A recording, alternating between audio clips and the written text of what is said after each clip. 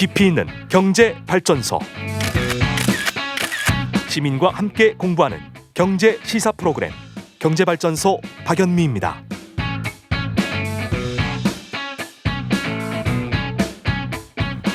정치권은 언론중재법을 둘러싸고 뜨겁지만 정작 지난밤에 여러 가지 국민 민생과 관련된 아주 중요한 법들이 많이 통과가 됐습니다.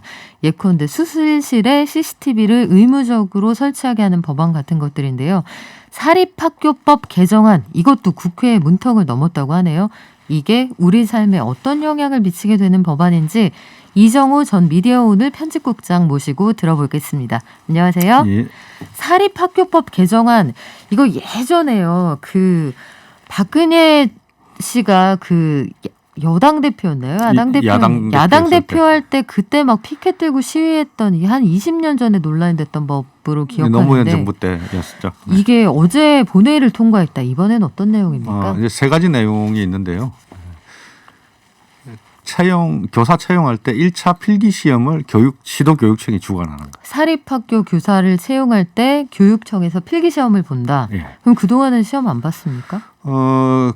그동안도 다 학교별로 시험을 보기도 하고 교육청에서 몇 개 학교를 모아가지고 시험을 보기도 했죠. 예. 시험 절차가 이제 세 가지인데요. 네. 필기 시험 치고 나면 끝나는 게 아니고 수업 시연해야 되고요. 그다음에 심층 면접이 있습니다. 예. 근데 이 뒤에 두 개는 여전히 이제 학교 재단에서 해라. 이렇게 돼 있고요. 1차 필기 시험만 지금 의무적으로 개정안에는 이제 시도교육청이 모아가지고 치는 거죠. 일종의 이제 임용고시하고 거의 비슷한 형태가 될 거라고 보여지고요. 그 다음에는 이제 학원위가 기존에는 자문기구였는데 심의기구로 이제 조금 격상됐습니다. 그리고 이제 교직원 징계, 지금은 이제 학교장만 시도교육청이 징계권을 가지고 있었는데 교직원도 징계를 할 수 있게, 특히 이제 재정과 관련해 가지고 행정실장 징계도 할 수 있게 돼 있는 그렇게 세 가지 종류로 되어 있습니다. 아, 그렇군요. 이게 사실 상식에 굉장히 부합하는 내용이라 이번에 법을 통해서 통과가 됐다. 이게 그럼 그동안 안 됐다는 얘기인가 이렇게 생각이 되기도 하는데 일단 당시에도 언론의 보도가 극명하게 나뉘었었거든요. 네. 이번에 언론들의 보도 태도는 어떤가요?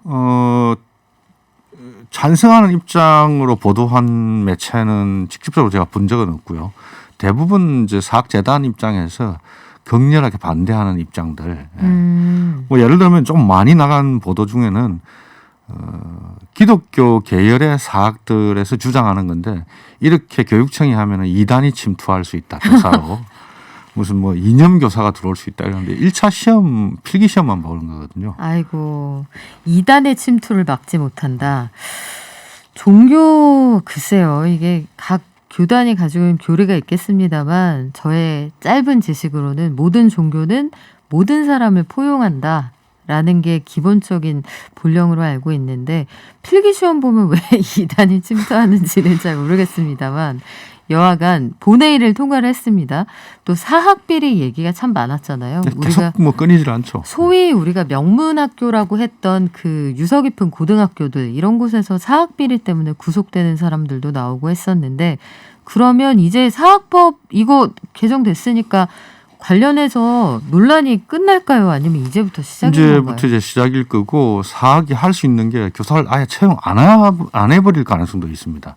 그러면서 정규직 교사 자리를 기간제 교사로 채워버리면서 자기네들이 인사권 행사할 가능성이 있죠. 기간제 교사를 정규직 대신 시험 없이 채용한다. 들어올 수 그러면 있으니까. 이분들은 시험을 프리패스할 수 있는 건가요? 그래요. 이게 그런 이른바 꼼수가 있을 수도 있다는 거고 선생님들 입장에서도 이 채용 불안 상황이 이어질 수 있는 건데 사립학교는 한번 입사를 하게 되면은 전근도 안 가고 쭉 근무를 그렇죠. 하시게 되는 거잖아요. 이 과정을 좀 지켜봐야겠습니다. 헌법 소원을 진행한다 사립학교들이 이런 얘기도 나오네요. 네. 인사권을 행사해야 되는데 인사권을 정부가 뺏어갔다 이렇게 보고 있는데요.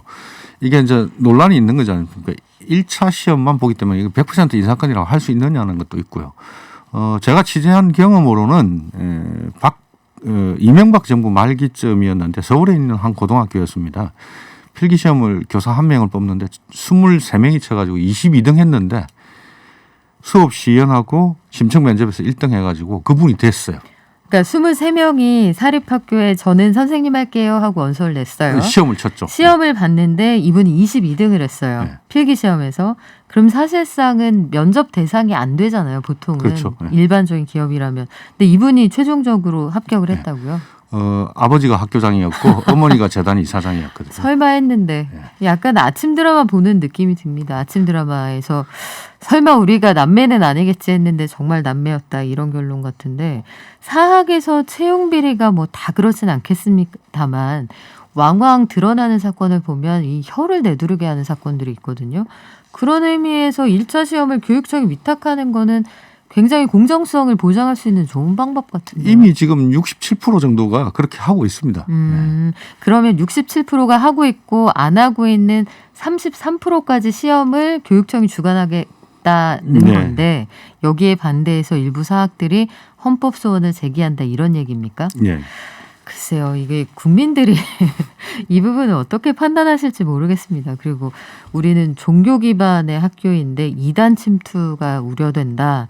이런 설득은 좀 논술에서 고등학생이 쓰는 논술에서도 이게 좋은 점수 받기는 어려운 논리 같네요. 이정우 전 미디어오늘 편집국장과 함께했습니다. 고맙습니다. 예.